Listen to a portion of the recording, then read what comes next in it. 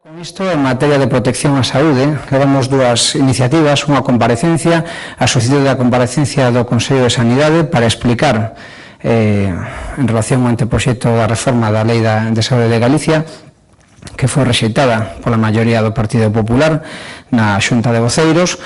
A nos parecenos que se tan importante era, despois de non ter feito nada durante todo o ano, presentar con carácter urxente este anteproxecto en pleno mes de agosto, que polo menos o Conselleiro debería dar explicacións á Cámara. E esa foi a razón pola que pedimos unha comparecencia e ademais formulamos unha interpelación parlamentaria tamén neste sentido. Estamos decididas e decididos a defender os dereitos de toda a poboación de Galicia, con independencia do lugar onde vivan. Estamos decididas e decididos a defender que os hospitais comarcais teñan plena autonomía de xestión, plena autonomía para a programación das súas propias actividades e operacións, para que todo o mundo poda ser atendido con proximidade ao seu domicilio, con independencia do lugar onde vivan. Nos consideramos que é absolutamente inaceptable que unha fundación que debería estar ilegalizada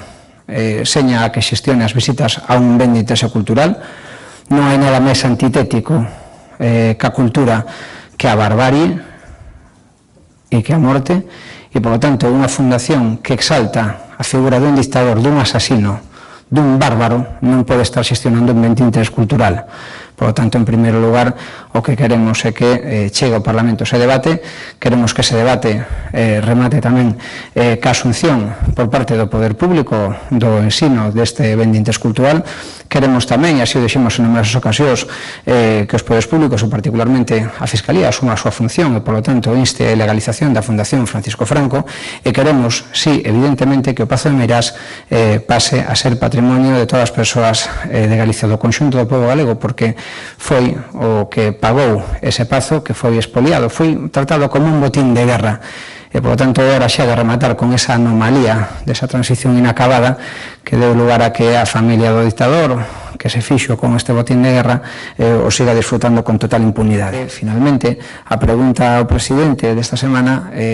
deste primeiro pleno, terá que ver tamén en relación coa precariedade laboral. A nos preocúpanos que o Partido Popular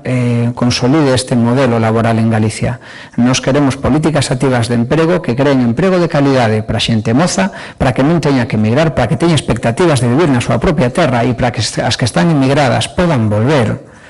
En segundo lugar, para que as mulleres teñan oportunidades de traballar en igualdade de condicións que os homes, 22% de fenda salarial entre mulleres e homes polo mesmo traballo, e en terceiro lugar, que as persoas maiores de 50 anos teñan tamén oportunidades de volver a traballar.